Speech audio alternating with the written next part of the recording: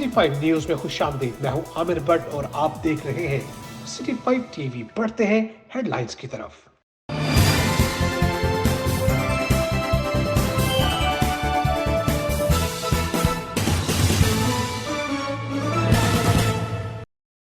वर्दी तो बदल गई लेकिन पुलिस का रवैया ना बदल सका।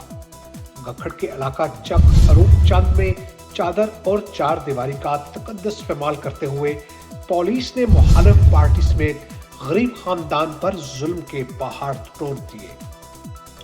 खवातीन के कपड़े फाड़कर बरहना, जबकि हमला खातून की तजलील की। रेहाना बीबी जोजा मोहम्मद मनीर, शबाना बीबी जोजा मोहम्मद शरीफ दीगर ने सहाफियों को बताया कि रात 12 बजे के करीब पुलिस मुखालिफ पार्टी रफाकत अली वगैरह के साथ थाना गखड़ SHO हाफिज मोहम्मद मुश्ताक और दीगर मुलाजिमीन के हमरा दीवारें प्लान कर घर में दाखिल हुए और हम पर तशद्दुद करना शुरू कर दिया। मजीद मुतासिम का क्या कहना था, आइए आपको सुनाते हैं उनकी ज़ुबान। रेहाना बीबी मेरा नाम है, रूपचंद दे रहने वाली।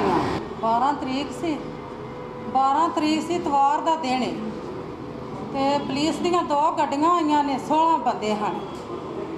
पहले भैंसा खोलियां ने, किले पुट्टे ने साडे, फिर डंडे मारे ने सानू, साडे अंदर रैश कीती ने, साडे अंदर हमला कीता ने, किले फुट के फिर उन्हां दा समान साडी हवेली च तर गए ने। सानू डंडे मार मार के 3-4 वारी पुलिस आई है, 2 गड्डियां। साडे बच्चियां नूं डंडे वजे ने, सानू मारे ने डंडे। मेरी बच्ची दे कपड़े पाट गए ने, मेरी बच्ची दे कपड़े पाट छड़े ने ना फड़ के। पुलिस वालियां ने अपना जिन्ना रैश कीती है, जिन्होंने कब्जा दे के आया पुलिस।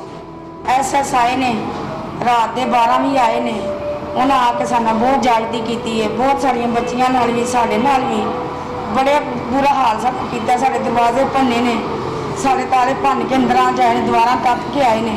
रियासत लियाकत इन्होंने कब्जा दिता ने, अंदर वड़ गए ने, इन्होंने उतों आप ही वाड़ के आए ने, आप ही सारा कुछ करके आए ने। साडी उन्होंने नहीं सुनी कोई भी। उन्होंने आख्या भी जे तुसीं हुण तुसीं पेश होए हो ना, तो तुसां कोई गल कीती ना, तो तुहानूं ईद तक तुहानूं असां ना अंदर कर देना, तुहानूं डक देना, बीबियां नूं भी ते बंदियां नूं भी। तुहानूं ईद तक असां निकल नहीं देना कोई भी। असीं इन्हां अगे अर्ज करने आ, साडी किते भी जिथे भी फरियाद जांदी ना, साडी मदद करो। साडी जान छड्ड देण। असीं बहुत इन्हां तों परेशान आ, सानूं बहुत परेशान इन्हां ने कीता। सिटी 5 में फिलहाल इतना ही। मजीद खबरों के लिए देखते रहिए सिटी 5 टीवी। मत भूलिए हमारा पेज लाइक करना, सिटी 5 टीवी। तब तक के लिए इजाजत दीजिए, अल्लाह ने के बाद।